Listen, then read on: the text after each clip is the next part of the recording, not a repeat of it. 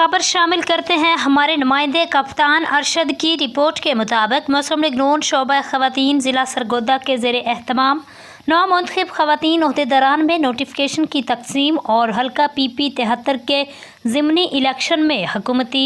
मियाँ सुल्तान अली रांझा की इलेक्शन मुहिम के लिए ज़िम्मेदारियों के तयन के हवाले से एक पुरवकार तकरीब का इनेकाद किया गया, जिसमें ज़िला भर के ओहदेदारान ने शिरकत की। मज़ीद बता रहे हैं सरगोदा से